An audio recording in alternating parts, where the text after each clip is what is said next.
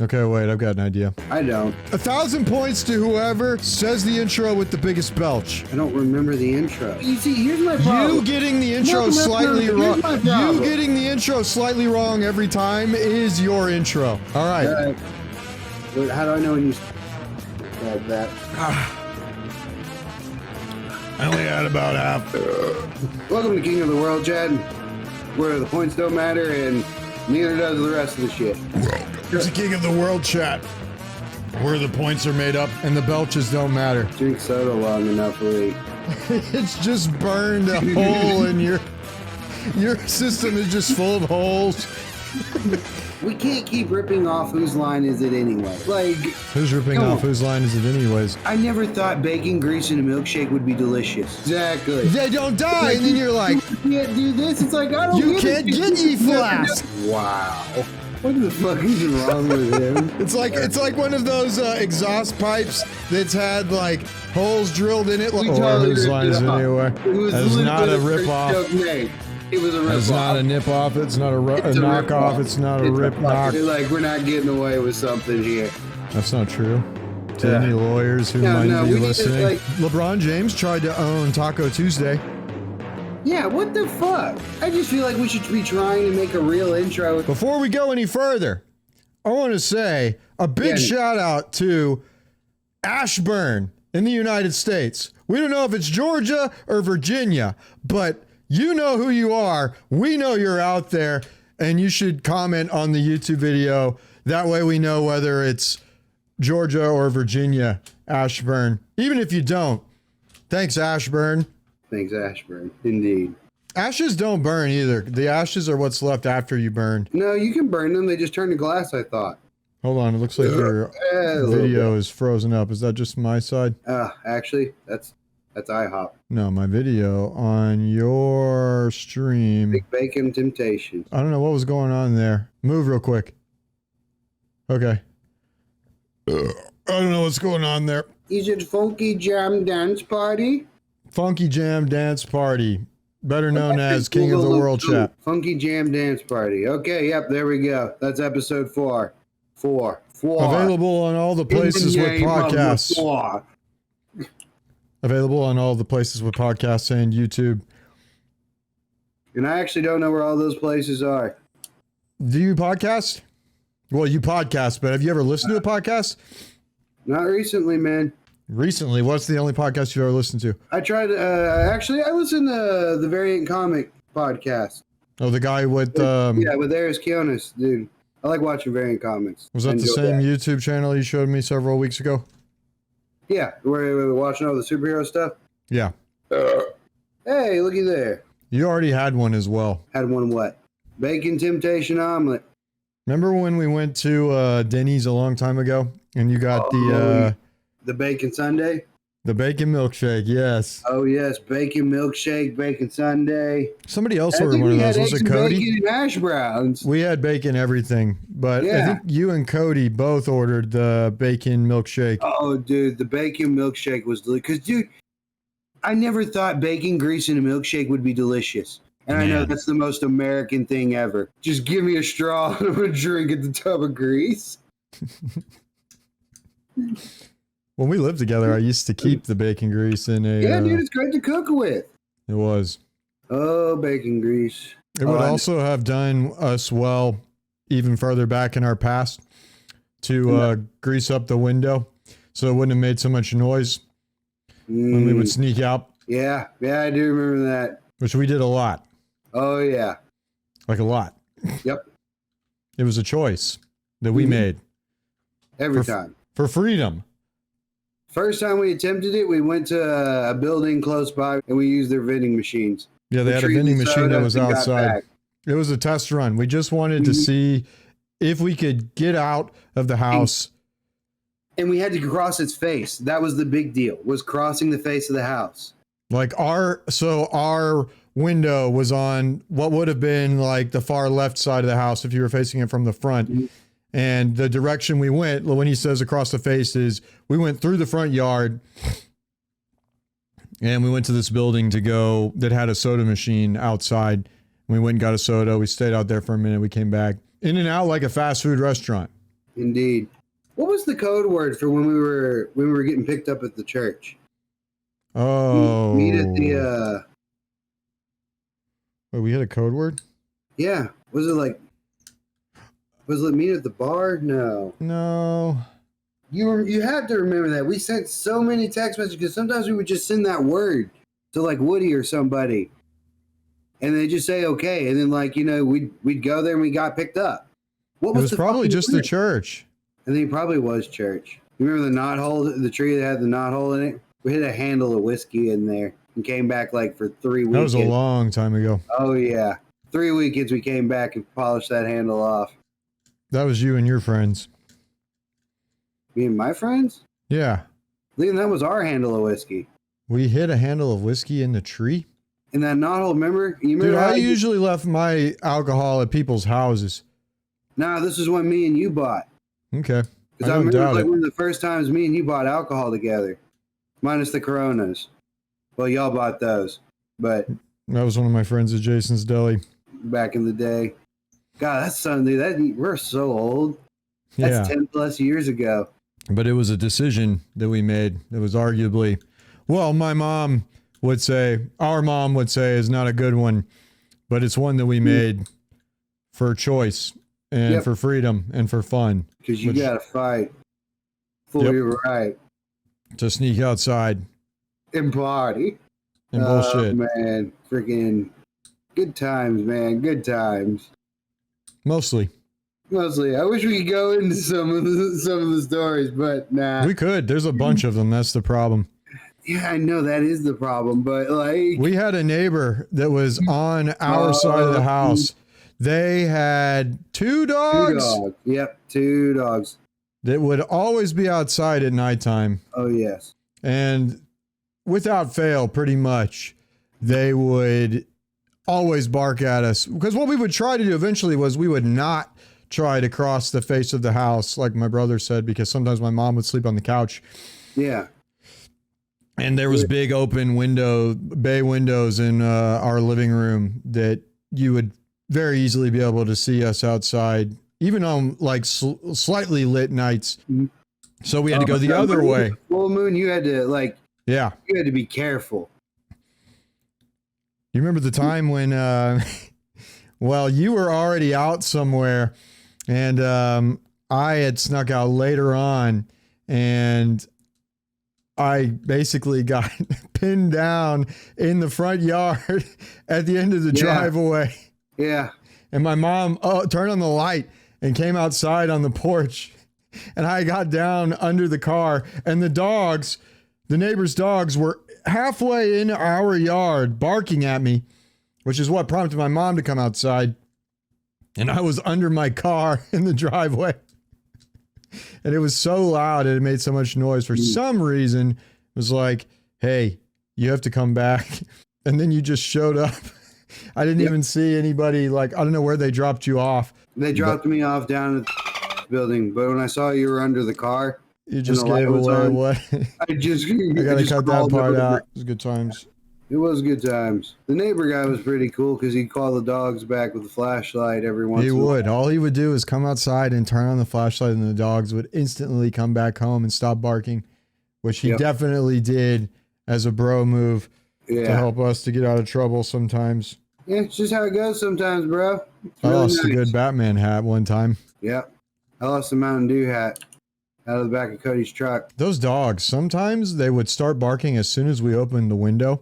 Oh, yeah. And they'd be right there they wouldn't come up to the window. They wouldn't come up to us in our own yard, which is what was weird when I was across the house in the driveway and they came halfway into the yard.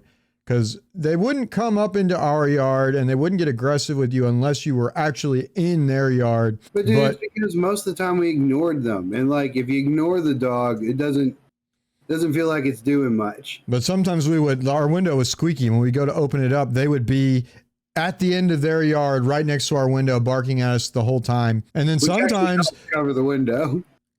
Sometimes they would wait until we were halfway across their yard before they would come after you. It always made for it was an adrenaline rush. Because you knew you had to cross the dogs. What really sucked is when you were coming back in and the dogs would show up. That always seemed way more like... Because you never knew. It's like, dude, I expect that door to just open. Yeah. Oh, yeah. And sometimes I don't know how we got in. Lots of time, especially with the number of times. Oh, yeah. Even in a couple storms. No, all kinds of conditions, pretty much. Yep, even snow, which is very rare out here. At least it used to be. And essentially, we were just going out so we could hang out longer and do, or, you know. And then it was this, like, sense of when you were outside, not that you no one should, listen, we don't endorse. Or condone. Yes. We made our choices. We were kids, but it was just a different time. But man, when you were outside at night and your parents didn't know where you were, you felt like... Dude, free? Yeah, you felt like... yeah, like you could do, like whatever. I could do whatever the hell I want. And I honestly, in multiple situations, was more afraid of Dad finding out about that than I was of the police. Welcome, that's the skip. We're working on some bits that are going to be for the podcast. 16, 32, 64. That's going to be that series. With 8-bit production value. That's more work than what we want to do. Well, I mean, it's not going to look like 8-bit. Like, but... Yeah, dude, like, that's not... I just meant it's going to be low production value. Yeah, that's because we're scrubs. Yeah, scrubs got scrub, you know. Well, we got the well, what in God's green earth did you just do? Hang on a second. Catastrophe. When I hit the see, that's what I'm telling you about that stand being broken, bro. I have no idea where it's at, dude. I gotta fix this shit. It's fine, whatever. It looks pretty close to where you're usually up. I just wish the sun was more consistent. It's so bipolar today. Well, that's why you need light that isn't the sun. Yeah, fuck the sun. The moon's way better. You can look at it all day and it doesn't burn your eyes. Its light doesn't give you cancer. Fuck the sun. Yeah, no, fuck the sun. You heard it here first. Oh, that's kind of relevant to... I've been watching the Lord of the Rings TV show, Rings of Power. And in the latest episode... there was a moment very relevant to fuck the sun. It's pretty good so far. I was worried that it wasn't going to feel like Lord of the Rings, maybe. They would feel like some like generic like Game of Thrones knockoff-esque, like in a Middle-earth type setting, but it really, most of the time, feels like... It's everything that's going to be historically accurate, like not with like the zombie mutant dragon bullshit, but like... how brutal feudalistic times is that just going to be considered Game of Thrones knockoff? Because no, I don't feel like that should be the case. Because the feudalistic age was a very dark time. It was a rough going. Yeah. I'm just saying, like, I thought that with the popularity of that show, it might end up being something that turns into, well, let's do what they did, except with a different skin on it. And it mostly feels like, it feels more like Lord of the Rings at times than the Hobbit movies did to me. Yeah, the Hobbit movies had a very forced feeling, although Smaug was still awesome. That was the main thing. It had good moments. It had good moments. But what's up with all the fucking singing? Like, I know there was singing. Lord of the Rings is big on singing. But dude, I don't remember the goblin singing in the book. I don't remember that. I legitimately don't remember that. I don't remember. You know what? Actually, I was thinking about it, and I was like, I need to reread the Lord of the Rings books. You know, and that's another thing I got to make a real quick complaint, Lee, since we're on this subject. Real quick complaint. In the 5th grade, and I made a 95 on that AR test. AR test for super easy. I remember half of the shit that I feel like I should. AR was bupkis. And by the way, I have all those AR points. Still can't spend them. What the fuck? The points don't matter. It's not just King of the World, chap. They don't. Yeah. That's what we'll do. We'll sign AR points. But you matter. You, the listener, the viewer out there. And for that, we say thank you. Yeah, you matter. Trust me. Because you stop by. And by the way, if you're a 4th-time watcher, thanks. Big thanks. You should leave us a comment and let us know where you're from. Yeah. Or say hello from wherever. Ashburn, Richardson, Houston, Waco, Brussels, Boardman, San Francisco, Belgium, France. We had Ireland. Ireland. Huh? Hey, thank you all. We're having a lot of fun doing it. I was say, yeah, they heard that we were, that we're looking. Like, oh God. No, I think that, I think it's the opposite. I think it's cool when you're acknowledged. Maybe not. I don't know. It depends on the person, probably. I would say, yeah, it can vary. Some people just like to lurk. Nothing wrong with that. Lurking. Well, I had a way to segue to talk about sneaking out of the house. Not everything needs a segue. Just say, hey, I got something. No. That was the reason I thought of it earlier today. I was like, this will go directly into what you wanted to talk about today. All right. What you got there? I'm trying to remember it now. I see. Now that's different. Oh, yes. So today on King of the World chat, Sargarrett and I were talking about the other day. And I was like, well, what do you feel like you want to talk about this week? And he says, I want to talk about decisions, choices that we make in games and why it's more fun. Not just like in the context of like choices everywhere. It's not going to be like a history of all of the choices that you can make in all of the games and a listing of all of those. You can find that stuff on the internet elsewhere. Okay. This is more of a why, as you put it the other day, why is it more fun to usually pick the quote, the renegade path, the bad choice? Why is that more fun? Because that's what games are supposed to be about. It's fun. A lot of companies seem to have forgotten that when they make games these days. But that's what it's all rooted in. If it's not having a good time, what the fuck is the game doing? You know what I mean? Why are you there? Exactly. And a lot of times, those choices end up not mattering at all, it turns out. Hey, funny tidbit. I say that, and I'm in the RG tournament right now. Oh, yes, he's playing World of Warcraft. Yeah, something to do. I just talked to you. That's the something to do. I do the same thing, dude. It's like a fidget spinner. I'm doing mindless, repetitive things that I don't need to think about. Fair enough. That's what I tell Ninja Cat all the time. Keeps the brain active. World of Warcraft keeps the brain active. Dude, I'm just, honestly, I stopped by the RG turn to pick the crap up, because I've been collecting the Valiant things, the Valiant seals for the mounts. You've been doing what a lot of people do in WoW these days, just doing a lot of collection stuff. There's absolutely nothing wrong with that. No, there's nothing wrong with that. I've been collecting a bunch of stuff just because it's fun to collect. That's all I've really done since coming back the latest time. But dude, I'm about that PvP. Now my PvP partner's been trying the new Call of Duty out. It's once again Modern Warfare 2 selling again. What a surprise. Because they always do what works. Why would you gamble on something that you haven't tested versus something that you know will do well?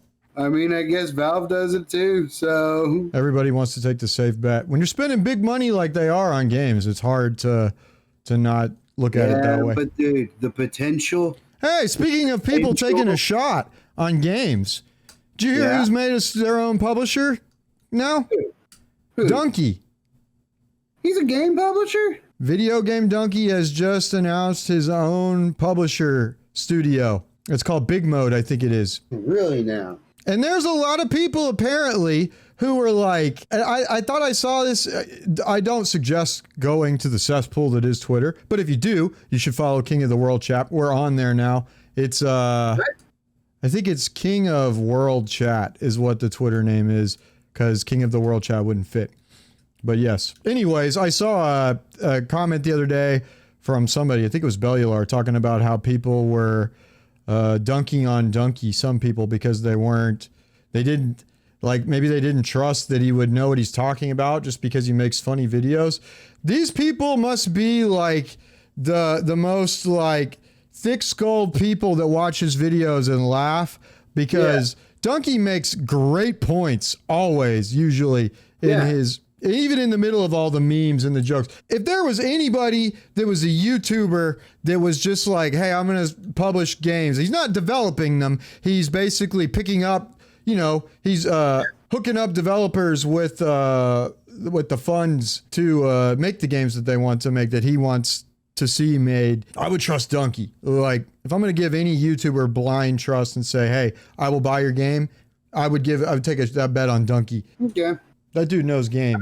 I'm really not been big into the indie crowd. Me either. But that's usually the only place where we see... I give it a roll. Well, the reason I brought it up in the first place is because that's like the only place where you'll see people taking gambles off the back of us saying, oh, everybody just does the same thing and takes the safe bets. Indie studios are where I think we're only places where we'll see people trying new stuff because they don't have as much to lose. Well, yeah. I mean, and usually the games on the much more affordable side. Like, for example, which I should really see what that cost on here. I'm going to about pop over to Steam. Wizard Legend, I think it was, which is a little indie game. Yeah, you showed me. Real fun to play. You know, and it was not expensive. You know, just I think it was like $10, $15. I think you actually get it on a Humble Bundle. Which, if you don't know Humble Bundle, go look at Humble Bundle. You're welcome. If you play PC games, chances are you've heard of Humble Bundle, but if you haven't. Yeah. But this is for those who haven't. Super good deals. Oh, yeah. We're talking games and choice today. And not, like I said, listing all the different games that have choices, but we're talking about what makes it fun when you're given a choice and how, more often than not, it seems like, as Sargarrett put it the other day, that taking the road, well, not the road less traveled, that's usually supposed to be like the good path, right? Like, I like to say take the narrow path. The narrow path is usually the one that refers to the morally good one. So that would be the opposite of what you were saying the other day. What? The narrow path. That's the good path. Well, we were talking about kind of different areas. Like, once again, you can't be applying these rules universally to solve. Like, if it was like their check boxes, you can't hit solve all with this one solution. What are you talking about, though? Well, I'm just saying, if you're comparing it to something I said the other day. No, I meant when you brought this up, you said that why is it more fun to take the bad path usually? Oh, that's what I thought you said. Oh, right. Well, no, the bad path, like, now you're talking about a different concept. We're talking about what you should do as opposed to what commonly gets done. Now, those are two different viewpoints here. So, like, okay, I thought you were saying that it's usually more fun to take the renegade option. Well, usually it is because you have less rules to follow. Like, for example, if you have the choice of playing between a superhero and a villain, one, you have to be kind of careful about it. You can't destroy stuff. You can't hurt anyone. You can't kill the bad guy no matter what he's doing. You know. That depends on the good guy as well. Then that brings into question, is he a good guy? Which is a different conversation, different can of worms. Come to that later. Deep moral stuff. Right. Philosophy. But we're talking the classic trope that everybody knows because it's the one that nobody likes because it's unrealistic and no one can live up to, which is someone who does something absolutely perfect. The paragon. Right, Superman, the real superhero, you know. Who conversely doesn't have any good games. Exactly, yeah, because, and that's the honest truth of it. Being Superman really, as one would think, not be any fun, but just a lot of work. So there could be a good Superman game. They just haven't made it yet. There could be with as many weaknesses they write him with nowadays. Well, I mean, even that part aside. Well, before we get further into that, I looked at something related to this that I thought would be interesting. Do you remember? Did you ever read any of those books when you were a kid? You know, we're kind of getting off the point. I'm not trying to take you away from that. I was just trying to go further back. Say, when did choices in games start? Well, it starts before games. Did you read Dungeons and Dragons? Easy. Even before that? Did you ever read any of those choose your own adventure books? Oh, yeah. Well, I mean, I guess, yeah, because those are basically the first text-based games. Exactly. It's like, I looked that up. I went down a rabbit hole the other day when I was getting ready for the show. Mm-hmm. And this guy, his name, just to credit the guy, because I'm sure he's going to hear this, Edward Packer. He had the idea in like 1970. He was telling bedtime stories to his daughters, and he would always tell them a story about some guy named Pete. I think Pete was like the adventurer that he was talking about. Eventually, he ran out of ideas for stories. So what did he do? He hired the Blizzard writing team. No, he asked his daughters, which would have been probably better than hiring the Blizzard writing team, and said, hey, well, what do you want Pete to do? And then he thought, hey, could I turn this into a novel? It took him like 5 years before he found someone willing to publish those books. And so in 1976, the first one came out. I think it was called The Adventures of You on Sugarcane Island. And then they sold like 8,000 copies, which was a lot for that time. Then they became more popular. They got a larger publisher, Bantam Books. It was featured in the New York Times and the Today Show in 1981. And then in the early 90s, the Choose Your Own Adventure books become a dead game. You look at the Steam charts, you search Choose Your Own Adventure novels, and the charts are all... Why? Computer games. Computer games were killing the Choose Your Own Adventure novels. Now, eventually in 1999, they did get bought by a new company, and then they sort of resurfaced for a little while. But they saw the majority of their like popularity in the 80s. If you aren't familiar with those, this is like you open the book, they were like Western, sci-fi, fantasy, all kinds of stuff. Also interesting, because everybody knows about first person and third person.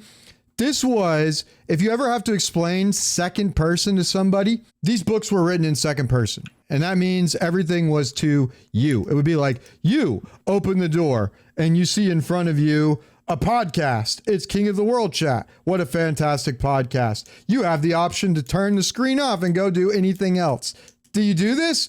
No. Why would you do that? But if you do want to do that, flip to page 76. If you want to expand your knowledge and become a better person and become more attractive to women and men alike and just overall a better person, then continue to watch King of the World Chat and leave them a like and subscribe and comment.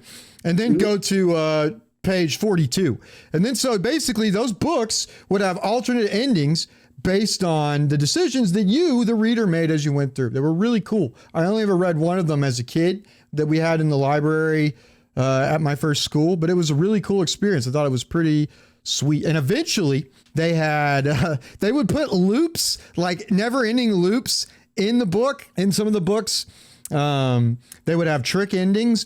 There was an ending in one of them. It was called UFO 5440, I think it was. They had a secret cow level ending.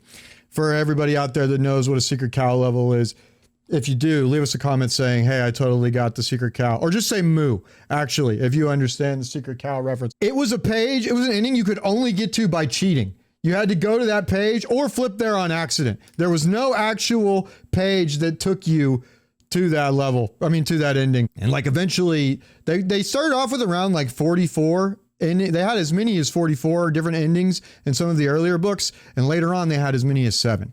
So they sort of got more simple as times went on, it seems like. Which is what you see in a lot of the games that supposedly let you have choice nowadays. A lot of games will say, oh, look at all these choices that you can make. But more often than not, do the choices actually mean anything? Well, I mean, in a text-based game, only for in the contents of the pages. How do you feel about those old school text-based games? Why?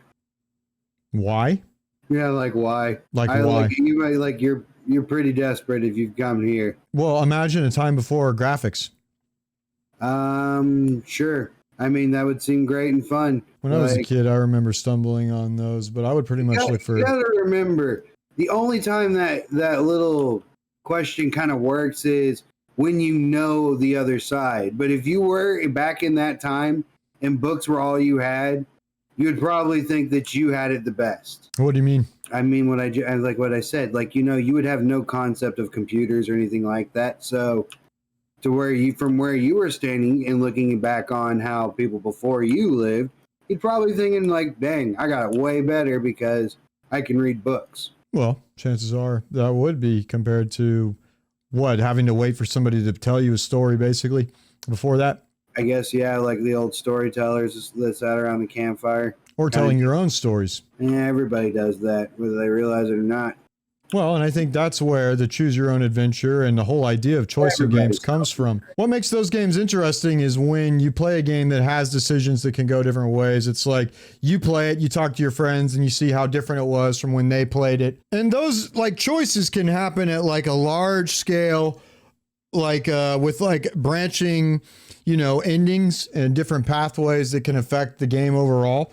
Or it could be like a more like something like Red Dead Redemption 2, where you have like an honor system, or the old like Star Wars games, anyone where you could play as a Jedi pretty much. It was like if you did bad things, then your slider would go over towards the dark side. And then like that can affect everything, like the way people, NPCs talk to you and stuff. And so you were saying before all this that you think that the freedom that comes with being able to decide what you want to do versus having to follow some kind of code and be a paragon is a more fun gameplay experience more often than not, you think?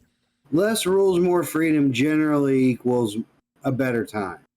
Which is why it leaves the person up to it lets them create what they want for them, like exactly what they want for themselves. Which is why we were sneaking out of the house every night when we were teenagers. Yeah. Which is why I had that originally. Now, there are plenty of people who also, though, do not enjoy that. Like, it stresses them out. Exactly. Because, let's be honest, it is a burden to create. Like, it's even fun. to have to choose is a burden sometimes. Yeah. Like, and if you're really, like, if for those of you, like, really create something, not like just sculpt or something, but like try to conceive of a concept for, like, maybe a book you're writing or anything along those lines, you kind of get what I'm talking about. It's when you actually take the time to make something and give it structure and a way that if someone reads it and can understand it, that is a skill, like, for sure. There's an art to it as well. Yeah, exactly. So, like, not a lot of people like all that pressure that comes with doing that. And they would rather follow along a story that someone else made, which is nothing wrong with that at all. If that didn't exist, nobody would have video games at all.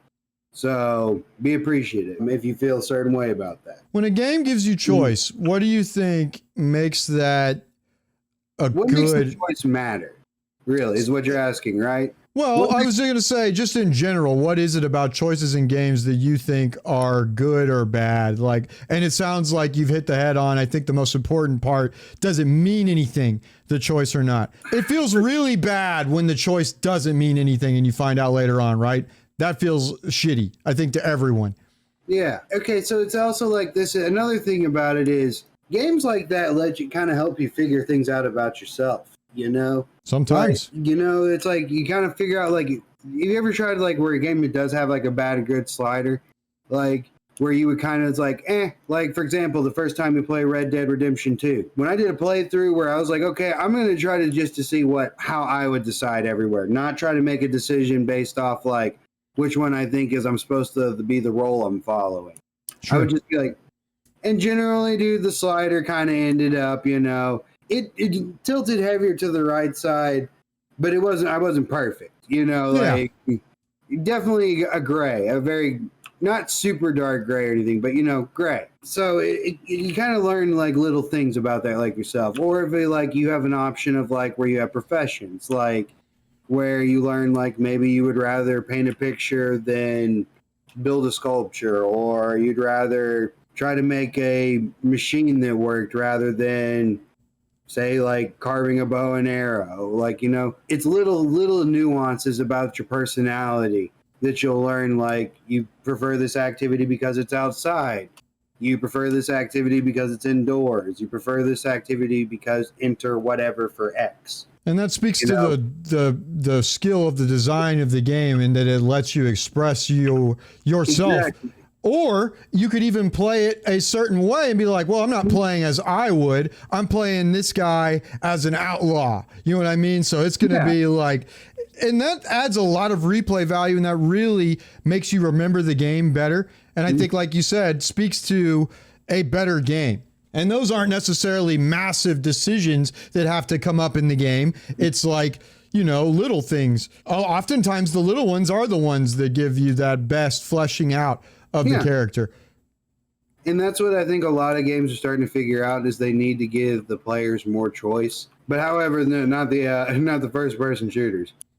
Oh, well, it's hard to do that in a shooter.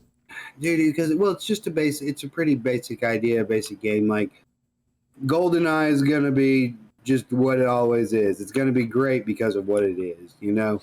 Those games had decisions. That's what all shooters are. Those games, sometimes the decision doesn't have to be narrative. Sometimes you could play a game like stealth versus going in guns blazing. That's like, it's a different kind of decision, obviously. Yeah. Sometimes a game's decision is like Overcooked, and you're like, well, do I go over here and do I put this pan on the burner and get this rice cooking, or is my girlfriend going to throw things at me because I chose to do something else? You have to be careful when you play Overwatch. I mean, not Overwatch, Overcooked with with your I was like, dude, I'm not following this. Like, you never played Overcooked, though. Overcooked is great.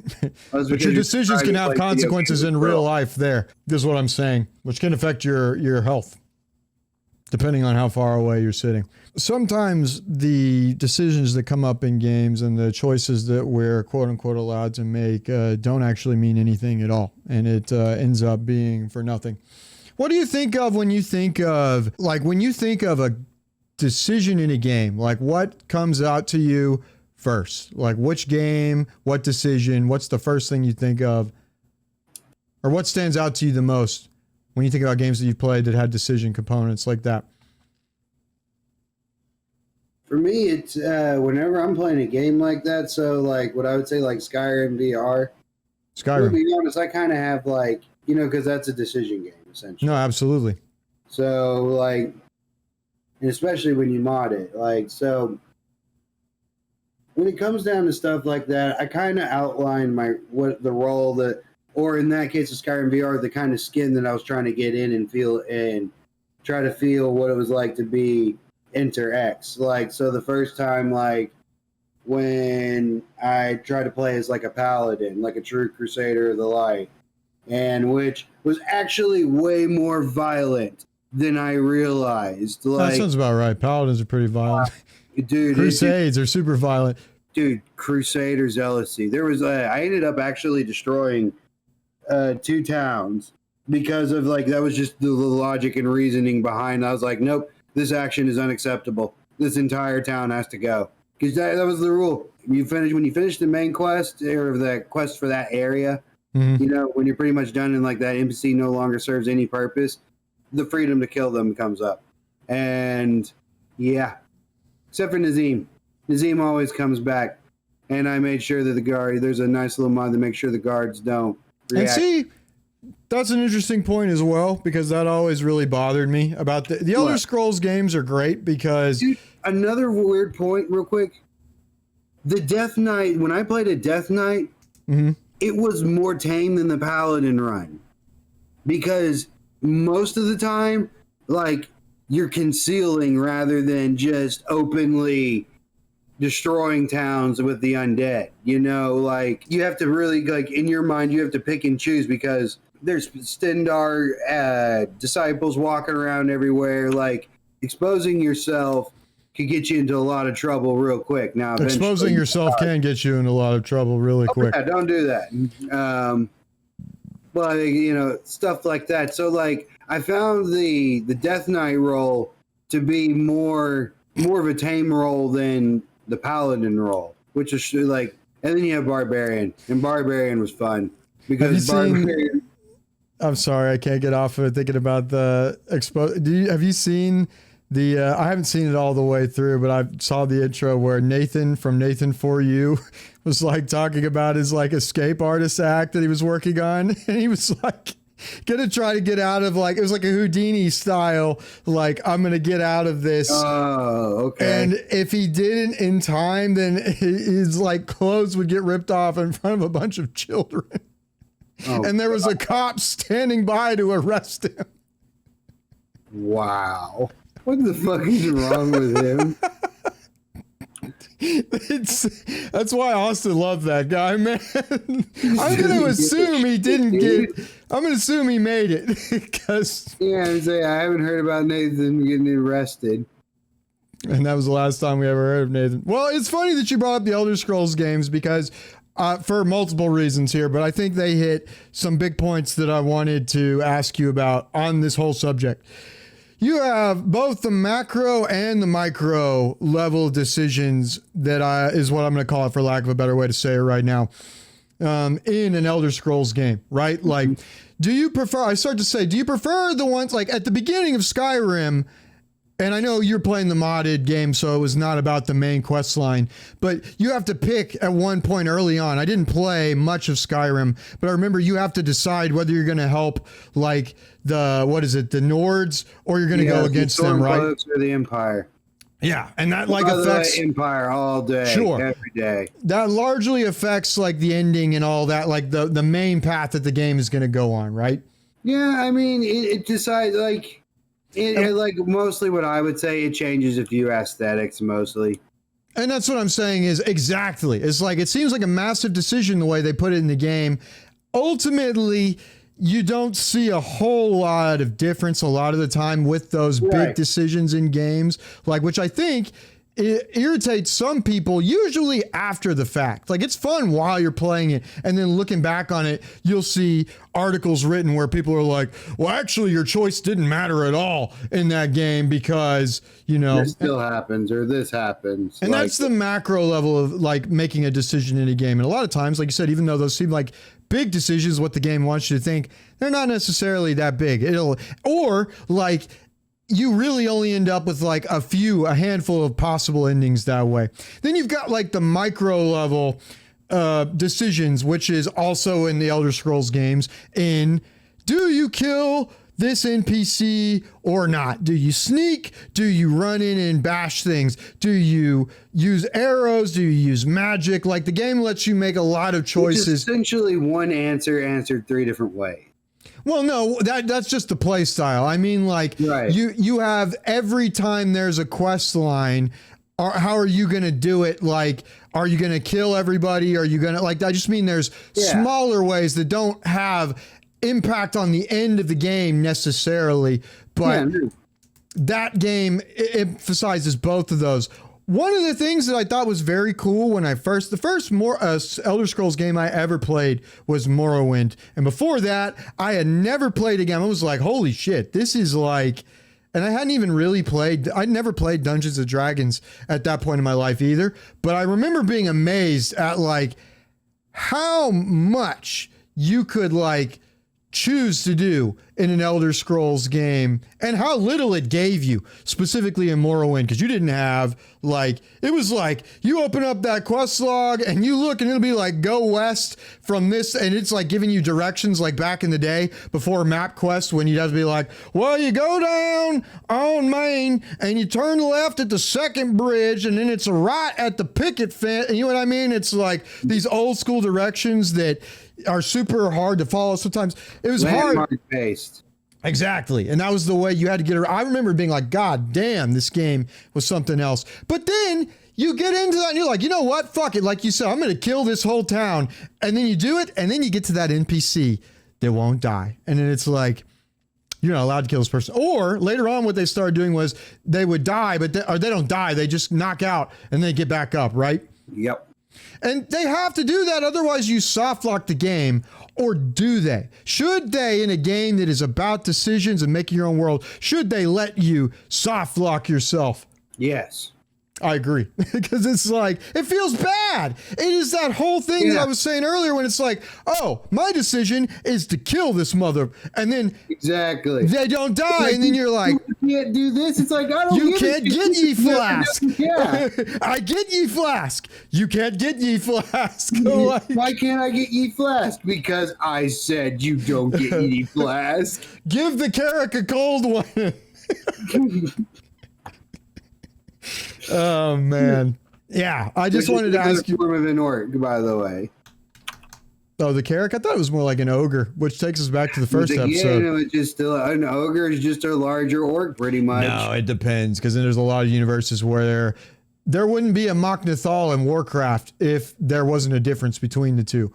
Okay, but you're using Warcraft as your base. No, there's a lot of games where the ogre is not the same thing as, like, that's like saying, yeah, they're both mammals if that is how they're classified in that particular world. I mean, say that's basically what I'm getting at, because, you know, goblins are the same thing. Hey, that's why I always say humans are animals, because we don't have plant cells. So yeah, I know. Like, that's Well, that's literally why we are animals. Like, I know. I'm just saying you go far enough back. Evolving from monkeys, but once again, Well, I'm just saying you literally get to the molecular level, and it's either plant cells or animal cells. And hey, you don't have plant cells, you're an animal. Which is hilarious because at least in Kingdom Eukarya, but that's more biology than anybody wants to know for now. You know what that made me realize? What's that? In the idea of a perfect world, basically in the perfect conditions, essentially nature creates humans. So does that, in like for druids in the Emerald Dream, they think, oh, this is perfect. This is what happens if humanoids don't exist. And it's like, no, this is what the planet does when it wants to create humans. I feel like the druids got that one backwards a little. Well, I could talk more than you want to hear about that, but why? Because it's not like you get to a perfect world if you end up with humans. You end up with humans under certain conditions, which evolution... Well, I mean, would those not be what a human would consider perfect conditions? Where it shows up and comes into reality? What, to make humans, it has to be perfect reality? No. I mean, would a human not consider the conditions on which it gets created to be considered Well, perfect? Sure. Yeah, no, of course. So, like, by that reasoning and that perspective... Well, maybe not. Maybe, because, like, you wouldn't say we live in a perfect... You're human. You wouldn't say we live in a perfect universe. We don't live it like that time has passed because, once again, the only way humans get created now is by other humans. Life is a gas, but that gas has passed. Essentially, yes. Shout out to the first episode, Blivets. And to Dino Spumoni. Dino Spumoni. That was when he was all depressed and he's writing that song about it's time for my last bow. Yeah, I remember. Man, Hey Arnold was a good show. Right? And we were talking about this a little bit the other night, and I wanted to touch on this as well. It's like, we agree that like a lot of times the most freedom is the one that is less restricted, which is usually the morally good path, it seems like, if you're in a game where it's like Renegade versus Paragon. And you take that to its extreme and you end up with someone like Deadpool or like... lore breaking and boring.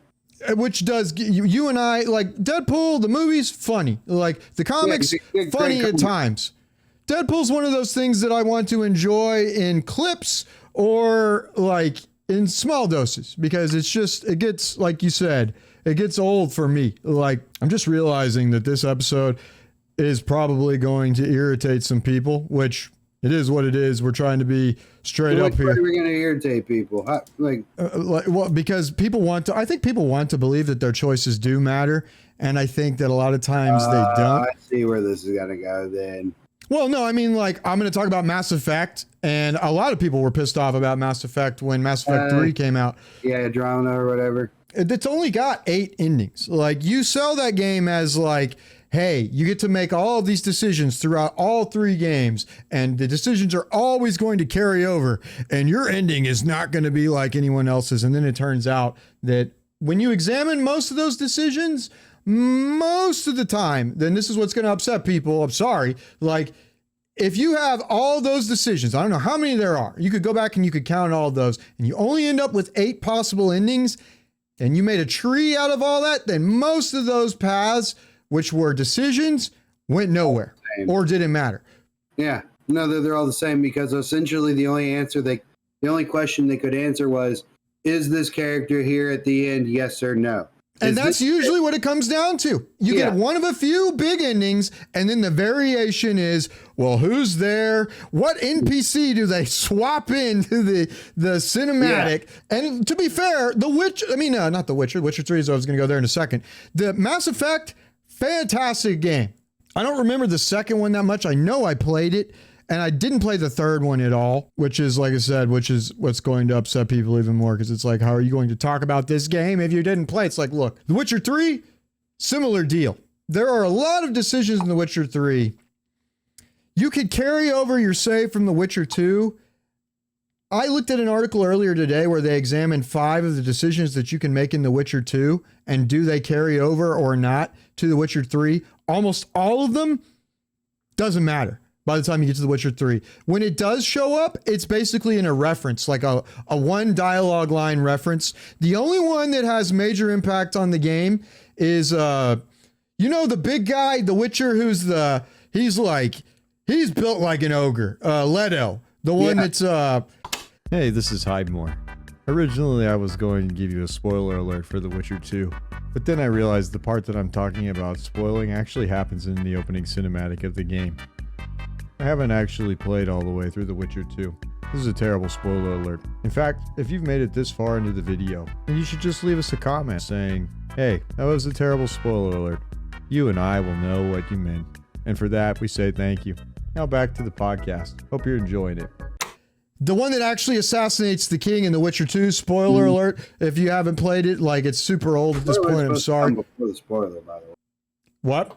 Spoiler alerts are supposed to come before the spoiler. That's the magic of editing. I can put that in after the fact. All right. With letters to the editor. He basically shows up in The Witcher 3 based on your save file, or he doesn't, if you, depending on what happens in The Witcher 2. And that's the only one that carries over. And The Witcher 3 basically has 3 main endings, and you can get to some different endings depending on some of the decisions that you made. That's what I was going to say earlier when I asked you, what do you think of when you think of decision in games? I always think of that fucking mission where the thing under the tree wants you to bring it like... Oh, yeah. Some like raven feathers and a horse's heart, or like, you know what I mean? And it's like, okay, this thing is obviously evil.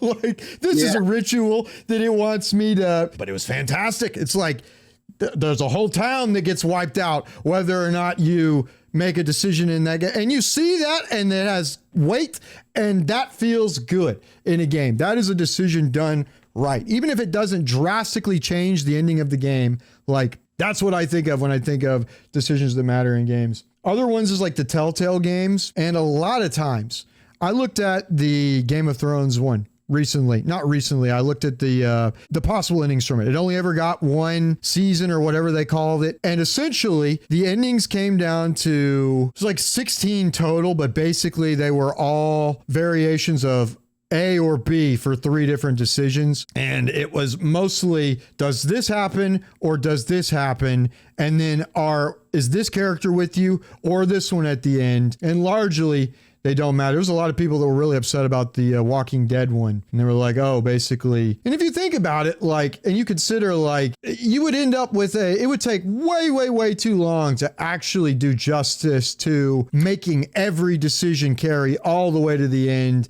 and showing up as a difference, right? But if that's what you advertise, that's what you should provide.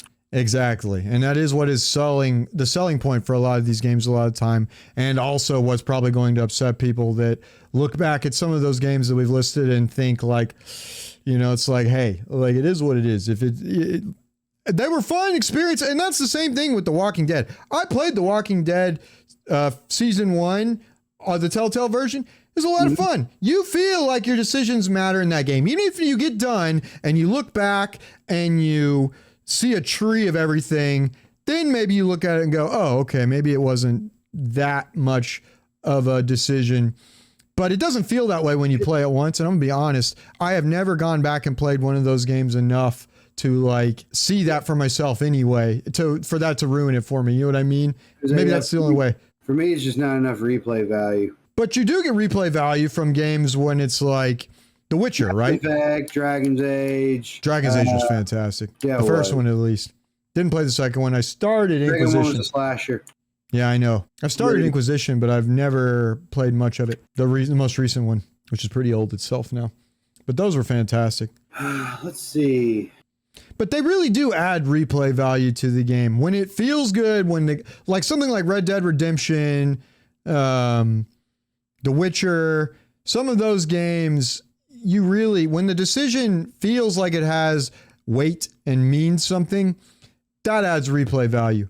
Sometimes the choices are just strictly for like mechanical things too, or for loot. Yeah. Like You take something like Bioshock, the first one, and it's like, do you harvest the little sisters or do you save them? It effectively doesn't matter all that much. Like the amount of Adam that you end up with, because that was the whole point, right? So if you save the little sisters, then you're not supposed to get any Adam for it. And because of Tenenbaum or whatever her name is at the end, like you end up with more, I think, even than you get. So it doesn't matter all that much. And the endings, the quote endings that you get in the good versus the bad for Bioshock, which is another fantastic game, doesn't like, they're so short that it's almost like. Dude, the first one was good. The other ones were. Second one I liked. I liked the second one. Third one I was not a big fan of. I did not enjoy the second one. The second one where you were the big daddy, that one was cool. Yeah, dude, that one, it didn't. It wasn't as cool as the first one, but it was definitely better than the third one for me. The first one was like scary. Like that one, like. Well, it's because you're a big daddy. You are the danger in the second one. Oh, I see. That's not what I play Bioshock for, though. No, but it's just a different spin on going back to that universe. But either way, you and I would agree, which a lot of people wouldn't, that the, what is it, Arkham? Is that what it's called? Is that the name of the... Arkham series for Batman? No. What is the name of the... no, it's the name of the city. The name of the city. It's not Arkham. It's the name of the city under the water. Rapture. Oh. The Rapture setting under the water is much cooler than the Bioshock Infinite. I did not like all the colorful, like the whatever the third one. I like the third one I played probably at least. Too much like a carnival. Yeah. I didn't care for all the. Well, there's steampunk in the first one too, but that one was. It had that, like, it seemed like Gotham City to me. That's what it reminded me of the first time I played it. I was like, really? It looked like the Batman the Animated Series city of Gotham if it was under the water. That's what I felt like Rapture felt like. The architecture of the buildings and the lights and stuff, absolutely. I can't see it. I don't care if you can't see it. You're wrong. Yeah, I'm wrong. You're challenging me. I'm going to put them side by side in the video, and I'm going to show you how, like, it's got like that gothic style. Bring it on, Boy Scout. They look more similar than you're allowing for. I think you're stretching on that one. Sometimes you have like the Jedi games where like it affects you mechanically and in the story in a very meaningful way, as in like you get Force lightning versus like. And in that one, it was hard because it's like, man, the dark side powers are so much cooler than like Force absorb. I'm like, so on one side you get Force grip and like lightning, and on the other side you get Force absorb. Heal. Yeah. Meditate. Which is funny because the Metachlorian heal should be on the dark side. Saying be more lore friendly. Well, and the truth is, like a Sith or a Jedi. Some nerd out there. Well, actually, according to this book, Disney ruled all those out. Sorry, you're wrong now. That's true. You're out. But then they made Obi-Wan, so. Which I didn't watch, but I heard bad things about. I haven't watched it. I just heard that it was really bad, and I've seen enough bad Star Wars. So. Yeah, I was going to say, the whole last trilogy. I feel bad for this generation. At least 7 and 8, I was not a huge fan of. I never even saw 9 because. Yeah, no, dude, because. No, I saw 9. Because I read what happens in 9. You did? Yeah, I saw 9. I didn't watch 9. The part where I almost walked out is when they. Like, at first, they did make Sidious look creepy. I'll give them thumbs up on that. Like, Sidious did look creepy as hell. I've only ever read it. Huh? I've only ever read about it. I still haven't watched it. Well, it's just that when he does, like, the whole, like, absorbing thing, and he, like, he throws Sith lightning in the air, and it's, like, making spaceships crash, and it's, like, TIE fighters and everything are falling. It's like, dude, seriously? Was it Ultimate Power? Yeah, they redid it. I was like... Does he say it again? Dude, I'm going to be honest. I cringed so hard, I think my ear canal shut up. Which, I'm going to be honest, there's one thing I have a problem with. If Mace Windu was still alive, I feel like Boba Fett would definitely go after him. Oh yeah, Boba Fett would go after him. Yeah. You know what? That's my biggest problem with With what? with the Book of Boba Fett at first when I sat down to watch it, which I do not have many problems with. I love that show. It's fantastic. But Yeah, I was like, I enjoyed that show. at the end of The Mandalorian, I was like, why would Boba Fett like want to rule? And then when you see the backstory of him, and it's like when he was like with the Sand Raiders and all that, and then he's sort of like getting revenge against the seedy underbelly of like Tatooine, and like I could see that then. But at first I was like, oh, this doesn't seem like something he would want to do. I feel like he would be more like a, I'm going to go now and do whatever I want kind of thing. Gotcha. It's like, well, no, it's like he's finally getting to the point where it's like, I'm done working for everyone someone's gonna get me killed. Yeah. Like Yeah, he I just remember got that done now. crawling out of a Sarlacc pit. Like, yeah, no, he's done working for someone else, which is normal. Anyone who would in that position. Well, I thought about it, and when we make the point about Deadpool and how it's like, well, if you take being able to do what you want all the time to its extreme, and there's like no consequences for anything that happens, then that gets really boring, I think. Maybe not. Like, and I think there are people that will hear that and think, no, if I could do whatever I wanted to all the time and have zero consequences, then it's just they easier. won't be able to conceive of that being a bad situation. But I think genuinely that would be ultimately like, it'd be like Groundhog's Day. And maybe that is like it's a pretty dark movie at times, but eventually it ends up being like, hey, he starts doing other things because doing what he wanted to, ultimately it dries up pretty quickly as far as being a good time. Yeah. Temporary solution. I think it's human nature to want to contribute and create, to feel a part of something bigger than oneself. You know, we've been talking about like things that have weight and mean something. But wasn't literally the intro of our show with like, welcome to King of the World chat where the points don't matter? Like, why are we trying to, you know what I'm saying? Yeah, but that's a joke. I know. But like, it struck me as heavily ironic for some reason, which I don't think is the proper term of irony. It is ironic because the points literally mean something else from what they could mean. Other than literal intention, yeah. Huh. So we have actual irony. It is ironic. Which is not what they meant in that show that you said that we definitely did not copy to the people in the legal department.